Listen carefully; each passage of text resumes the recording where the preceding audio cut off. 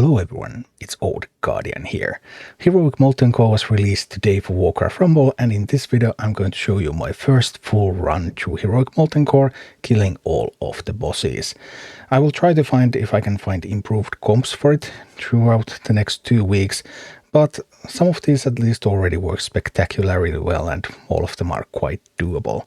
So let's take a look. First of all, there was Lucifron. Lucifron I did with Anub'arak. So Anub'arak just killing the Dominators. First we tried to do Maiev, so just kill Lucifron and ignore the Dominators like you do it in normal if you have a teammate. But that didn't work too well, so we actually ended up killing the Dominators, and Anub'arak was just spectacular in this one. Then Magmadar, pretty much the same thing as in normal. You just starfall Magmadar down. Take the chests, take the towers, starfall Magmadar. Worked really well. Then there's Gehennas and Shazzrah, and for this one we went with some Molten Giants instead of gargoyles because there's those wall trolls and a little bit extra going in here. And here you can't safe pilot the Elite Flamewickers, but I had Quillbore. We had Quillbore in both times we were playing the same armies, and both had Quillbore so we could distract Gehennas and delay when it summons those Flamewakers so we can get an army in and especially Plague Farmer and just splash damage killing them. Then there's Garr.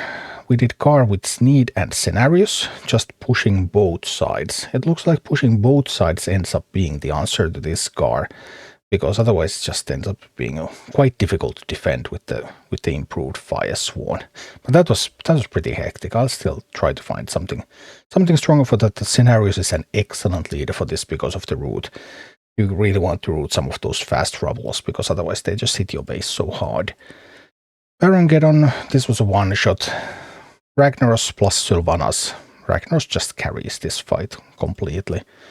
Golemagg just defending your base and shooting Golemagg with spells. I didn't find a lot of success with Deathball attempts, so just starfalling Golemagg and defending. Ritual of Rime Skeleton Body, which was actually something suggested by Twitch chat, that turned out to be really good. It really helped solidify the defense. But other than that, that was pretty much this. And while I was doing this, I also learned that in Ragnaros, the Elite Flamewakers respawn in specific situations, so because of that we ended up spending Jainas on Golemagg. And finally there's Ragnaros Malfurion plus Drakizat. Malfurion, Germination, those seeds, protecting your towers. There's no flame waves in Heroic 1, so you want to push both sides, you want to take all the towers, you want to keep the towers because meteors are coming at you quite a lot. And if you kill the Elite Flamewakers within 10 seconds of each other, then they won't respawn until the very last phase. So that was just crucial, and Malfurion did so much work. Drakizat pushing, Malfurion solidifying the goals and the gains, and that was Ragnaros. So let's take a look at all of the 7 fights in action. Alright, here we go up against Lucifron, and initially we tried to do Lucifron by just hitting Lucifron and trying to get it down with like Maiev, like you do in normal with a teammate, but we couldn't quite get that to work. It was just too difficult, so then we switched strategies to one that we're just going to go in and we're going to kill the Dominators and then we're going to attack Lucifron, so a little bit slower plan. And here we go, we're using double Anub, but you only actually want one Anub'arak on the board. So if you end up queuing in this and you end up with someone else who's playing also Anub'arak, like we're here, we're actually messed this up because we both played Anub'arak on the board, and you don't want that to happen. You only want one Anub'arak on the board because that's going to give beetles for both, and that means that the other player is going to have a lot more gold that they can spend on just getting those Anub'arak minis out there. So here we go. Not a very good start. This was our first pull with the Anub'arak teams, and we weren't very coordinated, I suppose. And also notice how the Dominator Lieutenants, they regenerate health all the time. So when you attack, you really want to attack hard so that you get the kill. And we were struggling a little bit with that. But, I mean, with a little bit of practice, it would become so much easier. Anyway, here we go. Now we're starting to get to work on the Dominators. Let's get some executes in. Alright, one Dominator Lieutenant down. Then we just need to grab the other one, take that one down as well. Already some more Fire Elementals spawned. They spawn a little bit more frequently in Heroic. And those Dominator Lieutenants also have that damage aura around them, which does not hit flying minis, don't hit ground minis. So now we're getting somewhere. Things are starting to look alright. I mean, I'm sure you could also do this with Maievu. It doesn't have to be Anub'arak. But Anub is just really good after it was fixed. But then again, because there's still that limit of 12 minis, then that also means that 12 beetles. So that also means that once you have that Anub out there, and if you run double Anub, then you're just occasionally going to run out of beetles for some of the squads that you play. But it's not a big problem. As you can see, this was the first attempt with Anub'arak on this boss. So here we go. Now we have stabilized, we have the towers, and we can start attacking. I'm here mostly just playing other minis because I can see that Turtle has been playing Anub'arak, and that means that, alright, everything is safe. The beetles can be played also. Actually, we have the Ritual of Rime talent, which is also probably not ideal. We should have had Corpse Run for this. Maybe. Maybe Rime is fine. Either way, now we start to get our act together, and we get the first phase change. Boom. And then with phase changes, the way I like to do this, I like to execute the right one. When it gets closer to the tower, you can execute both the Dominator and you can execute the tower at the same time. And now we're just dumping a little bit of stuff on that Dominator, and that Dominator is down. And then the other Dominator, life for that one is not looking too good either. Look at the Harpies. Harpies are doing such wonderful work here because Dominators, the aura does not hit flying minis. So Harpies, Dire Battlings, Beetles, you can just get such beautiful things going on. Alright, so now we're getting into groove. Took us like 2 minutes to get started properly. I thought I would be able to mine from there, but I wasn't. Oopsie, my bad.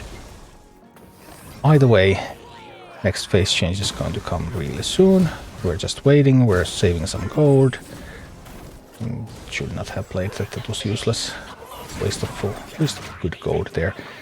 Either way, I can send some stuff and I can execute a little bit, and I should have, yeah, that was a bit of a mistake from me. I should have played the Quillbore earlier, so that the Dominator would have taken the Quillbore and my wave that was going in, that would have just killed the Dominator instantly.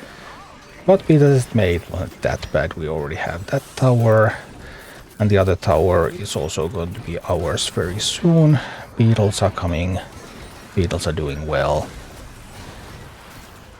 Battlings, Harpies, defending against Fire Elementals. Everything's looking beautiful. So here we go, here we go. A little bit more.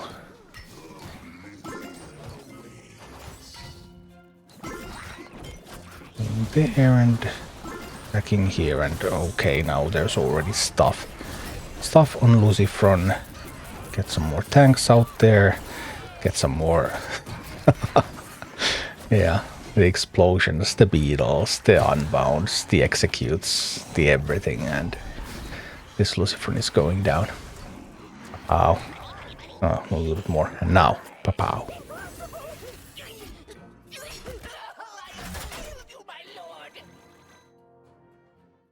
Next up is Magmadar. I expected this to be easy, and this was exactly as easy as I expected it to be. So here we go, double Doomhammer. I really like Doomhammer a lot on this one. So Doomhammer can so easily, it's such a great tank here. Then it helps you grab the tower, and then once you've done that, then just the Starfall cycle begins. Just remember that every time you use Eclipse, you also want to use Earth and Moon. Otherwise they go out of sync, and then you won't have the Starfall available right after it. But now we start. Here we go. Boom. And boom. And repeat that a few times, and That's going to be it. Thinking whether I need to fight against it. Fight against the Earth Elemental or not, but I didn't. And here we go again. There's skeleton party coming. Might send somebody to fight against them a little bit. Sending Genies to take the chest and getting ready to do another Starfall. Eclipse gives the +2 levels to Starfall, then Starfall. So that's the cycle. That's the cycle we're going for. If we can get any other hits, you can also drop Whelpex behind Magmadar. So then they're going to be popped by the Immolation Aura, like you can see the Tail Turtle drop them. And then Magmadar has to turn around, and Magmadar is pretty slow at turning around before it can actually shoot at the whelps. We're attacking through mid. Doesn't really matter because the only thing we truly care about is getting these Starfalls in. There's the small period of damage reduction right at the phase change, so I don't want to get stuck with that. Starfall and getting ready to do another Starfall. The easiest heroic boss, by the way. Magmadar. Pa-pow, pa-pow.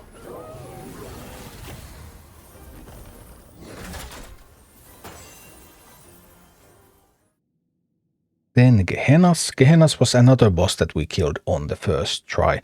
So we could have optimized this start a little bit more. Because the thing is that here, right at the start, what's going to happen is that once Gehennas reaches the left side, then Gehennas is going to summon the Elite Flamewaker. And the Elite Flamewaker is really sturdy now. So you need to have a push going. You need to have an attack going that's going to be able to kill it. If you don't have that, you can't kill the Elite Flamewaker, and then the Flamewaker is just going to... So we need another Quillbore here to distract, I think. On the other hand, with Bolster Giants giving the gold, I suppose it's okay. Because we get pretty close here. Pretty close, but not close enough. If I had dropped that, maybe I could have done it. Anyway, as you saw, we got pretty close. But now, anyway, that left side was wiped. But that's okay, because that is something that we had planned for. Then what's going to happen is we're going to attack from the right side. And now the attack from the right side, hopefully, is going to be strong enough that it is going to be able to kill the Flamewaker. At least that's what we're trying to do here. So we would need a little bit more... No, we can't get it done. We need a little bit more power from Plague Farmers or something. But there ends up being a Flame Wave. And that's not too bad. Another distraction from a Quillbore. Another push from the left side. So overall this is going pretty well. It's not going bad at all. This Flamewaker is not going to finish the channel. So that's wonderful. And that was a living bomb. That was tough. What we should do is we would need to get to Shazzrah. And we would need to get the Shazzrah to teleport to the top end. That would be quite useful. And then we could focus on Gehennas. But another Quillbore was dropped there by Turtle, as you can see. Just distracting Gehennas, delaying when it can get those Elite Flamewakers out. And now we have an attack coming here. We have... Look at the splash damage from those Plague Farmers. It's remarkable. It's really, really great. And that splash damage was so good that it just allowed us to take out that one. We have managed to blink Shazzrah away. We're already killing Gehennas. And then all we need to do is make a strong attack against Shazzrah. Because now once Shazzrah's health goes down, Shazzrah gains more abilities, including the ability to shoot arcane missiles directly at your base at 25% health. So what we want here is we want a strong attack at Shazzrah, so that Shazzrah will not have time to keep shooting at our base. That is what needs to happen next.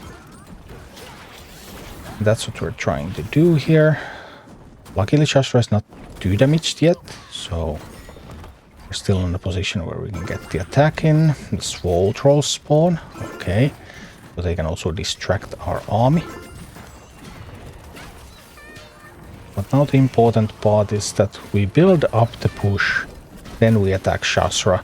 And once Shazzrah starts gaining those additional abilities, then Shazzrah is just going to go down. That will not help it. So now Shazzrah is gaining some abilities.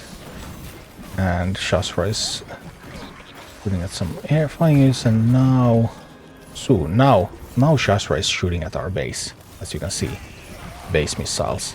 But then again, once it's shooting at our base, that means that it's not shooting at the Molten Giants, and then Shazzrah just goes down. Next up we have Garr. Garr was somewhat more difficult. We originally actually tried to use Dragisat on Garr, but I wasn't really happy with that. We ended up switching to Sneed and also Cenarius. Cenarius is super good here and important, because Cenarius has the root. And the root means that Cenarius can stop the rubble.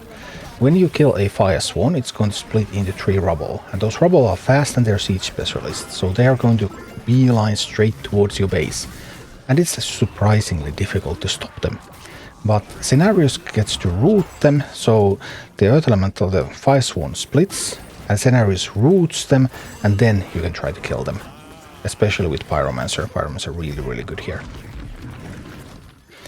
So this is actually the first push that we do where we go both sides. First we tried to defend one side, but that was too difficult, because what happens is that the fire swan, they start dying, and then all those rubble are running towards your base, and if you kill the fire swan close to your base all the time, you just won't be able to catch all of the rubble, and then some of the rubble will make it through and they start chipping at your base, and then your base eventually gets into trouble.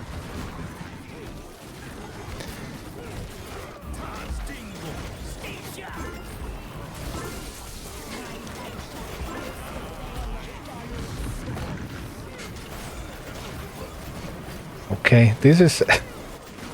I don't even know. So we are a little bit stuck on both sides now.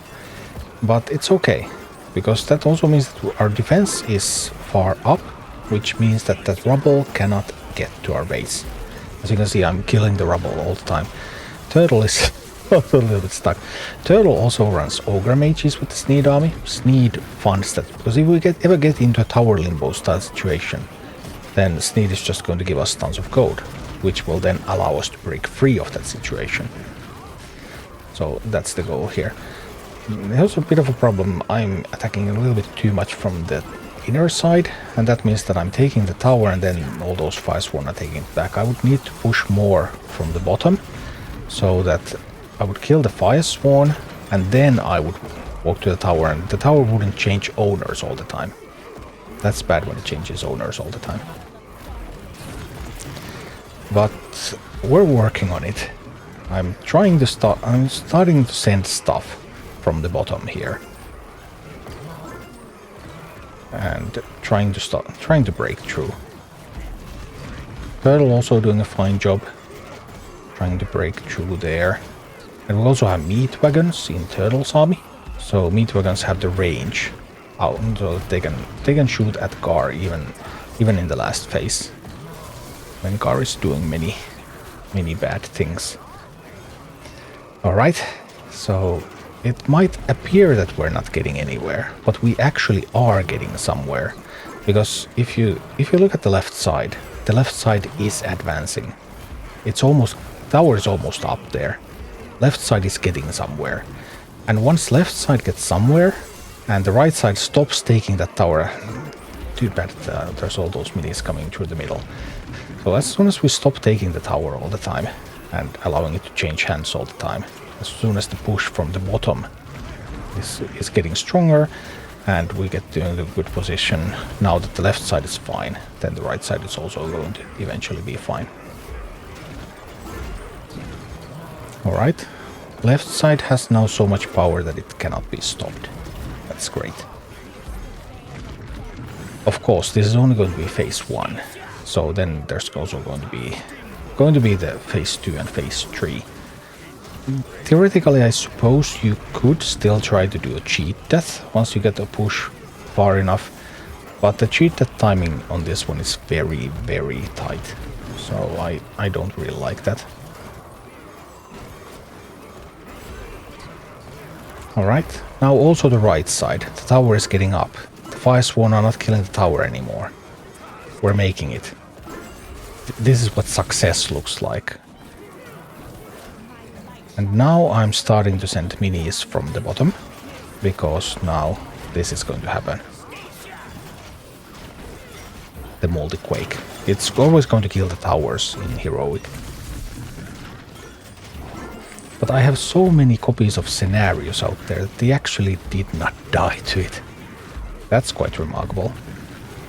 I didn't expect that. Just a huge army of Cenariuses. That was pretty sweet. Actually could mean that Cenarius might be a great one for this. On the other hand, if you don't have the income from Sneed, I'll have to see how it really goes in open queue. Like which one of these armies is better there. Cenarius just has so many good things going. Now you can see some of the rubble managed to break through. No, they're coming. Look at them, they're fast.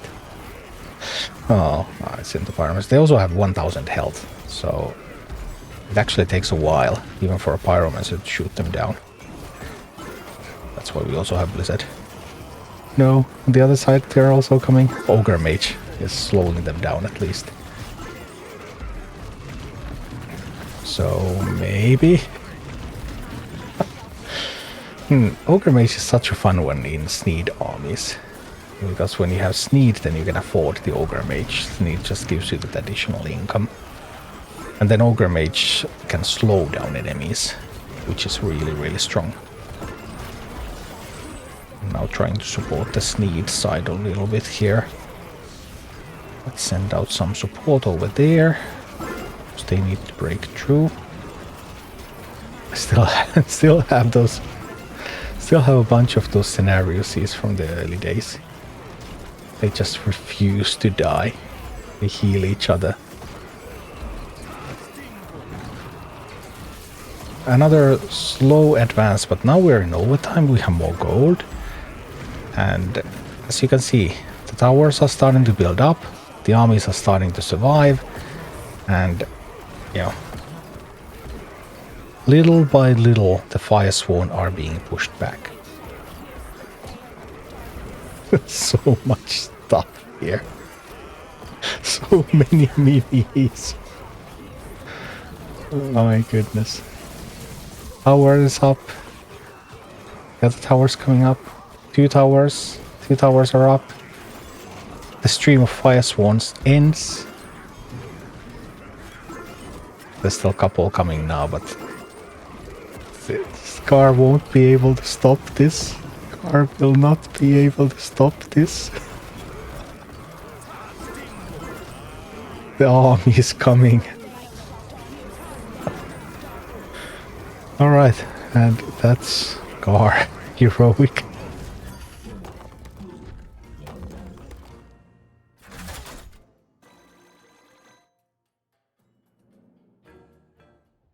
And after Garr, it's time to do Geddon, and I was quite confident that Geddon would be easy with Ragnaros and Sylvanas. And here we go, Ragnaros. Get some levels on Ragnaros, then go and kill Geddon. I do wonder if some kind of Molten Giant play could be a thing, because here, there's the new Molten Giant, you can see that. That didn't exist before, and we have a Banshee grabbing that. And just look at that Molten Giant. Keep an eye on that Molten Giant, because Molten Giants no longer take damage from the lava. Molten Giants and Fire Elementals are now immune to the lava floor. And that, in turn, means that... Just look at the Molten Giant go. It's beautiful. So I'm a little bit uncertain whether Molten Giant could be better than Gargoyle for this one now. I just don't know. Just look at it.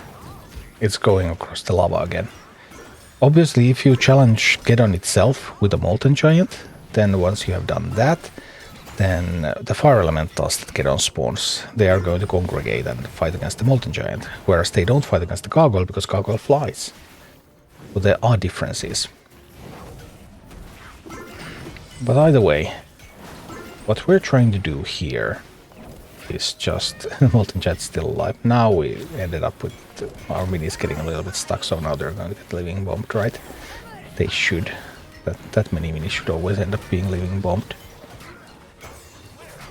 Healing the Ragnaros a little bit. Going to grab some more levels for the Rag. Yeah, we did get the living bomb out there. As I expected, but it's okay, it's fine. Some Dark Eye miners from Geddon. Yep, Geddon has access to miners too. And oh, look at that. Oh, that was painful. Those trinket collector harpies mining 3 gold. You should have sent the Dark Eye miner earlier there. Alright, well, Ragnaros is already level 35. It started from 27, so it can go up to 37. This already is enough. I was thinking at this point that we would challenge Geddon once Geddon comes up the left side. I just like killing it on the left side. But I actually think Turtle said, nah, we just kill it here. I am ready. Let's just kill it. Okay. Let's just kill it then. Here we go. Alright. Attacking Geddon with some resistant gargoyles. Keeping the Ragnaros healthy. Trying to mine some gold. Once we get the phase change, then... Now those fire elementals spawn, and obviously I want to hold on to the towers a little bit. I just don't want to get rid of the towers yet. It's gonna be fine. Everything looks okay so far. I managed to hold on some towers. Ragnaros is defending. Just waiting for the Geddon to get a little bit closer, then dropping another resistant gargoyle out there. Yes, it managed to get the target. That's excellent. And because of Ragnaros, then Habia tried to hit into the resistant gargoyle. Well, it just got obliterated. Okay, gargoyle is working on Geddon. Looking good, looking fine. And we get another phase change. Boom. There we get another phase change, and Turtle sending another gargoyle. And I'm also going to be sending another gargoyle as soon as I get enough gold to make it resistant like this. Pow! And there we go. Gargoyles. Sylvanas Fury Gargoyle. That one's hitting hard. And boom. Geddon was a one-shot. That was first attempt.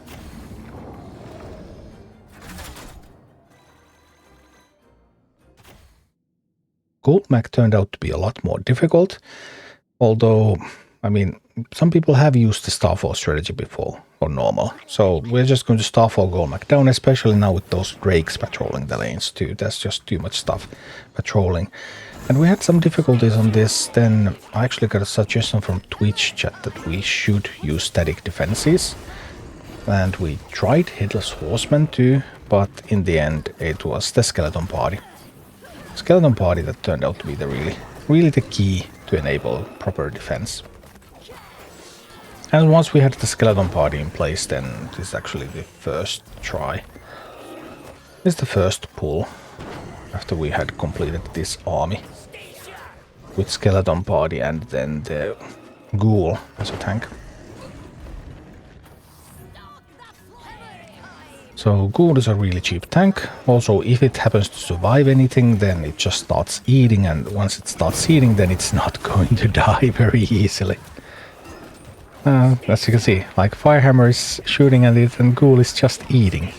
Like, hey, why are you shooting at me? I have food here. That's beautiful. I'm trying to cycle a little bit into making these static defenses. Turtle didn't have them. Although we could have played completely mirrored armies too, I guess. Would have been totally fine. I really like this Jaina build that I have here.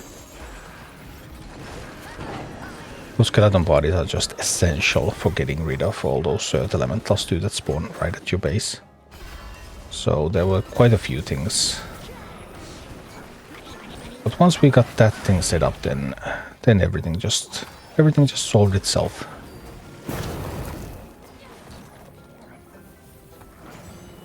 And then here we go. I'm waiting for the core rager to be pulled on the other side, and then I can get to mine. I'm trying to mine the right side whenever I can. And building up the static defenses, trying to protect them with spells and with ghoul. So I don't want to let the pyromancer shoot at those skeleton parties. I don't want to let the fire elemental get too close to them. And just ghoul eating. It's beautiful. It's just wonderful. And dropping some starfalls on Golemagg. Also the Defias bandits with the stun, so they can also help your base defend. Keep the base alive, don't let the enemies hit it. Just wonderful things. Alright, now we have the core rager in the middle. Now it's away. Not considering where to drop the ghoul. Sending the ghoul through middle, but now there's the core rager also in the middle, so that actually didn't turn out to work very well. Trying to get rid of that fire hammer so it doesn't become a problem. Now I would really love to play the Starfall because I have the bonus levels on it, but the defensive situation just started to look really bad. Now we got the fire elemental too close to the skeleton parties. I don't like that. Now there's a chance to get another skeleton party out there. Jaina can also slow things down. Golemagg is not looking too healthy though. So now I have messed things up a little bit. So I didn't remember to play the spells at the right order. So now I have lost my cycle. Bit of panic at the end. But it's all gonna be fine. It's all gonna be fine. Just bandits, ghouls, skeleton parties doing great job defensively. Now we got the cycle back together. So I should drop the Starfall on the boss now. I should not play the ghoul. Don't play the ghoul. Play the Starfall on the boss. And I do. And okay. That's gonna be it. That's going to be enough. The defense holds. And Golemagg goes down.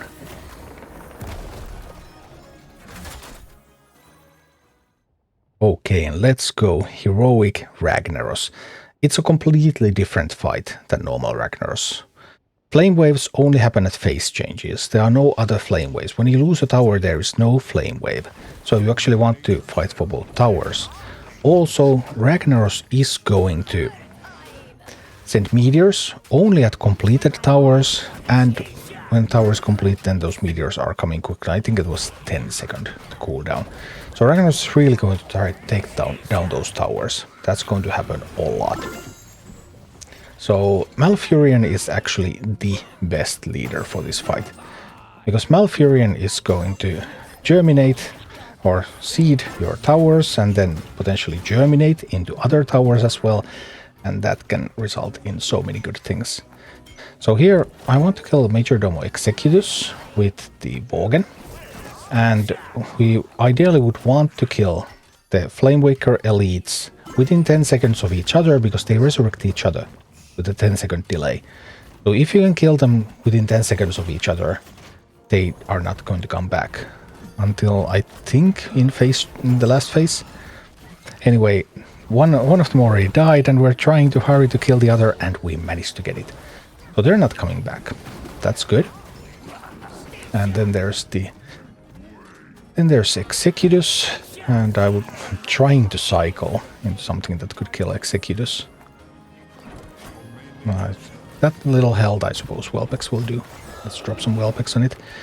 Now, there is going to be a flame wave here. Now that Ragnaros respawns, he's going to blast those meteors that destroy the towers, and then there's going to be the flame wave. And boom, it kills ground minis. I'm using Worgen here, trying to keep the tower down.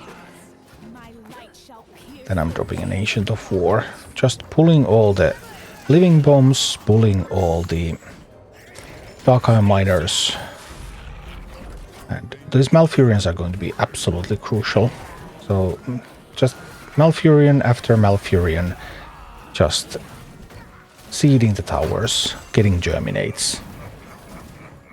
I'm trying to cycle to another Malfurion so that I could again protect towers. That's what I'm trying to do here.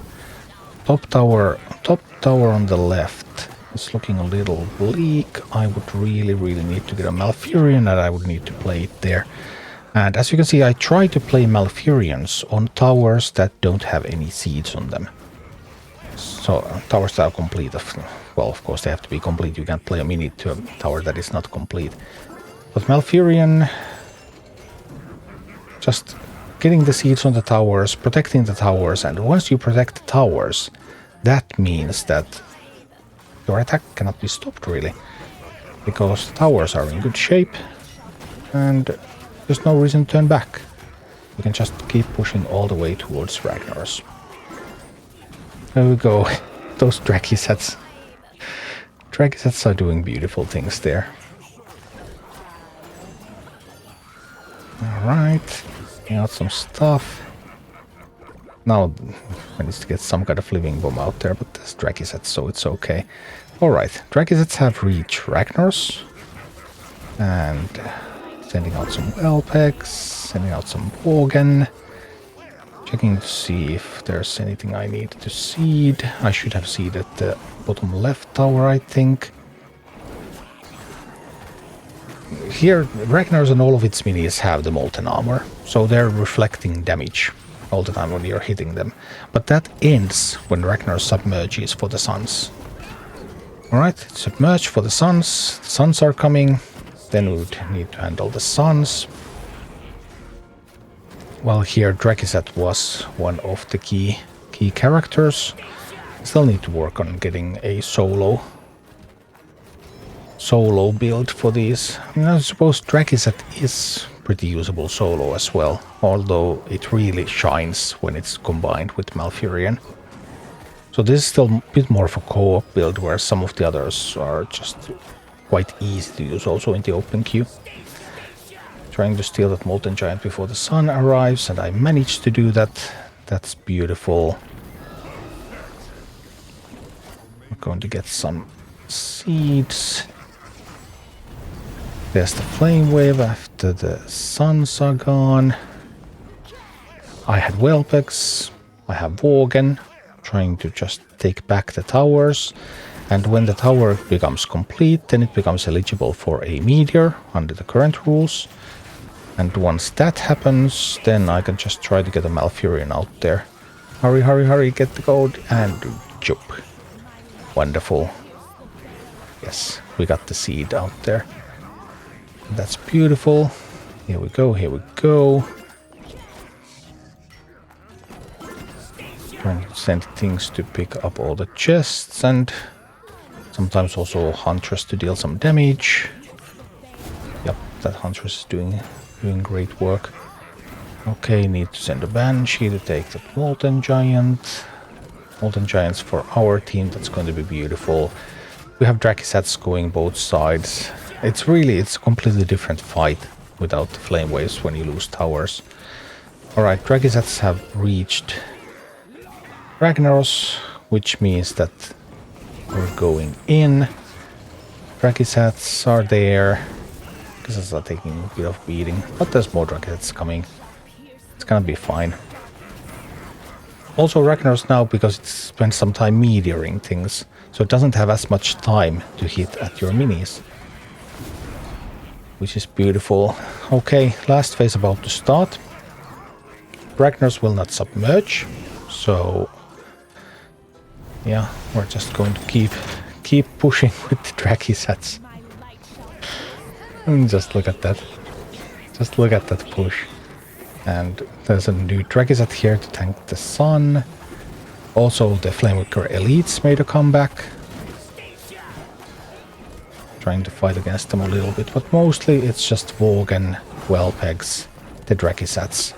And Ragnaros goes down, and that was Heroic Molten Core.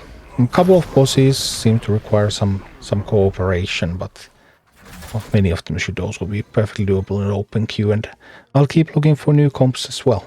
But these are the day one comps for this raid.